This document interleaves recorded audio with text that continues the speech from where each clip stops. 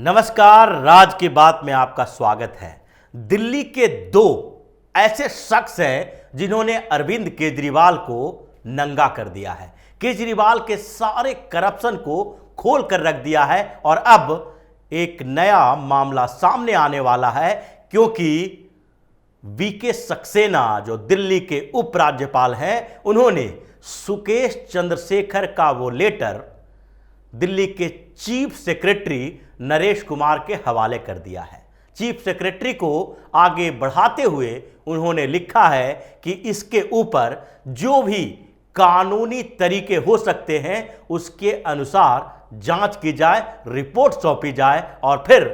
केजरीवाल की परेशानी बढ़ने वाली है, क्योंकि सुकेश चंद्रशेखर ने जो आरोप लगाए हैं वो बहुत गंभीर हैं। सीधे अरविंद केजरीवाल के ऊपर आरोप लगाए गए हैं और ये भ्रष्टाचार और घुसखोरी का मिला जुला स्वरूप है, जिसके कारण अरविंद केजरीवाल पूरी तरह से बैकफुट पर आ गए हैं। और चीफ सेक्रेटरी नरेश कुमार अब नए तरीके से इस पर रिपोर्ट भी तैयार कर रहे हैं और जिसके बाद अब ये सीबीआई के हवाले होने वाली है, क्योंकि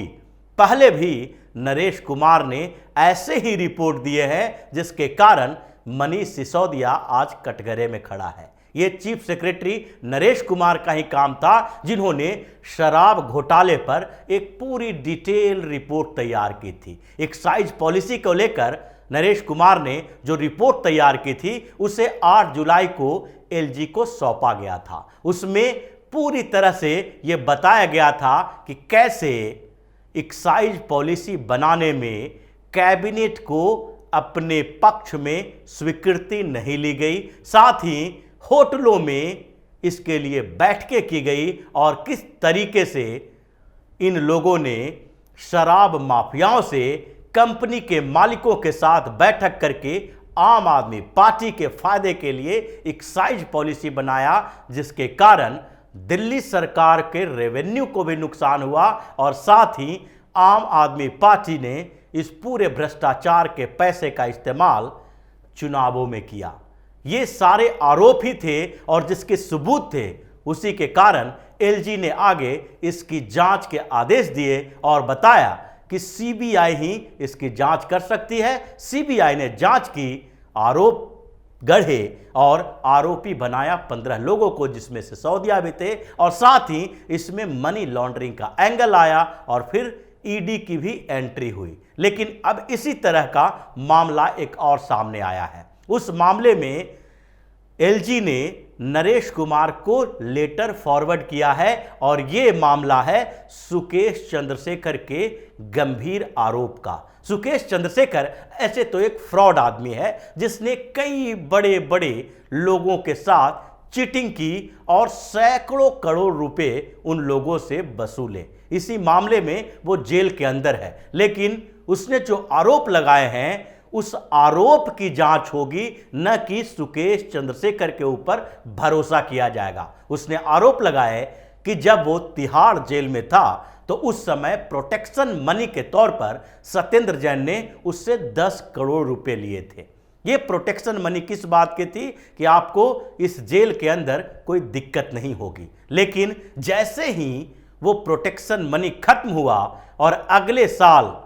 फिर से पैसे की मांग की गई और सुकेश चंद्रशेखर ने देने से इनकार कर दिया, तो उसको धमकियां मिलने लगी। सुकेश चंद्रशेखर को इतनी धमकियां मिली कि उसे रिक्वेस्ट करना पड़ा, अनुरोध करना पड़ा कि तिहाड़ जेल से बाहर निकाला जाए, उसे किसी दूसरे जेल में शिफ्ट किया जाए और फिर उसे दूसरे जेल में शिफ्ट भी किया गया। लेकिन इस बीच एक और गंभीर आरोप उसने लेटर के जरिए लगाया है और यह लेटर एलजी वीके सक्सेना को भेजा गया है, जिसमें कहा गया है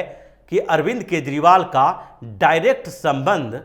उसके साथ था। अरविंद केजरीवाल ने उसके साथ मुलाकात भी की थी और उस मुलाकात में बड़ी बड़ी बातें हुई। 50 करोड़ रुपया उसने अरविंद केजरीवाल को दिए और यह बैठक जो हुई थी कैलाश गहलोत के फार्म हाउस पर हुई थी। इसलिए सत्येंद्र जैन, कैलाश गहलोत और साथ ही अरविंद केजरीवाल, तीनों के ऊपर यह आरोप लगे हैं। इसके साथ ही उसने कहा है कि अगर उसकी बातों पर भरोसा नहीं है तो उसके पास सारी जानकारी, सारे सबूत हैं, लेकिन ये सबूत वो कोर्ट या फिर जांच एजेंसी को सौंपेगा और इसके लिए उसकी लीगल टीम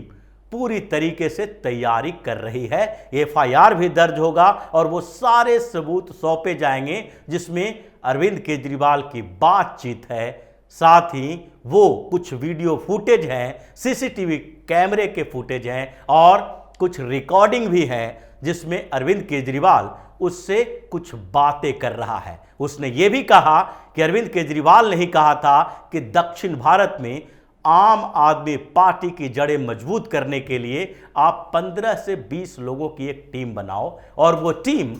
कम से कम 500 करोड़ रुपए की व्यवस्था करे जिसके जरिए दक्षिण भारत में आम आदमी पार्टी का एक आधार तैयार हो। इसके तहत उन्होंने जिस तरीके से बरगलाने की कोशिश की थी और उसी का परिणाम था कि सुकेश चंद्रशेखर ने बेंगलुरु के पूर्व आईपीएस अधिकारी भास्कर राव को आम आदमी पार्टी के साथ जुड़ने के लिए प्रेरित किया और उन्होंने आम आदमी पार्टी ज्वाइन भी किया। ये सारे सबूत सुकेश चंद्रशेखर ने बताए हैं और साथ ही ये भी कहा है कि ये सारे रिकॉर्ड, सबूत और एक एक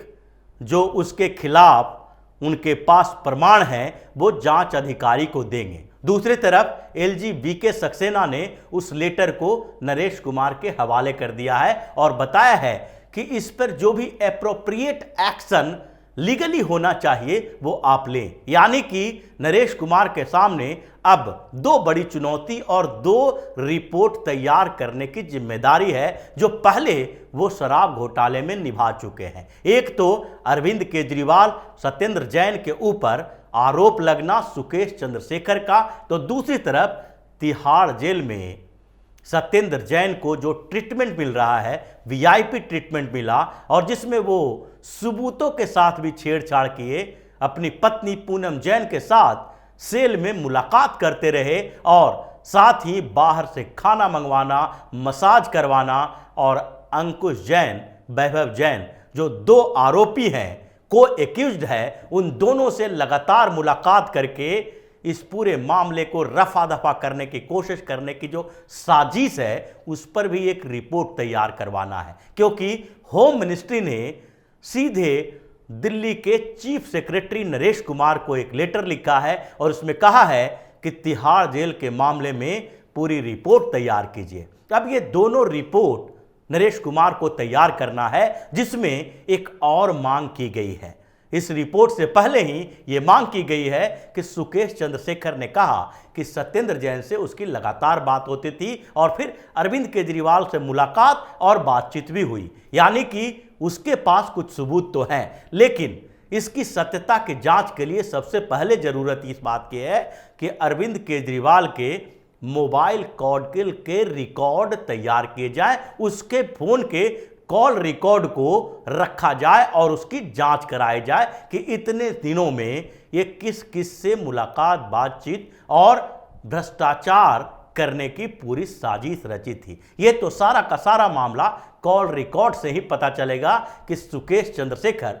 जो आरोप लगा रहा है उसमें कितनी सच्चाई है और इसके लिए जरूरी है कि केजरीवाल के कॉल रिकॉर्ड को खंगाला जाए। अब ये मांग बड़ी है और एलजी सक्सेना ने नरेश कुमार को रिपोर्ट तैयार करने के लिए कह दिया है, यानी कि पहले कुछ फुटेज होंगे जिसके लिए जांच करना जरूरी है और नरेश कुमार जब रिपोर्ट तैयार करेंगे तो उसके लिए तिहाड़ जेल के प्रशासन, सुकेश कुमार और साथ ही उन मामलों की तहकीकात भी करनी होगी कि कहां कहां इन लोगों ने मुलाकात की, बैठकें की, कहां डिनर पार्टी हुआ और सुकेश चंद्रशेखर उसमें मौजूद था कि नहीं। नरेश कुमार को रिपोर्ट तैयार करने के लिए दिल्ली पुलिस के सहयोग की भी जरूरत है और इसके लिए वो एक टीम बनाने की तैयारी भी कर रहे हैं जिसके जरिए वो ये साबित करने की कोशिश करेंगे कि किस तरीके से अरविंद केजरीवाल का लगातार सुकेश चंद्रशेखर के साथ मुलाकात होती थी, बातचीत होती थी। और जब नरेश कुमार ये रिपोर्ट तैयार कर लेंगे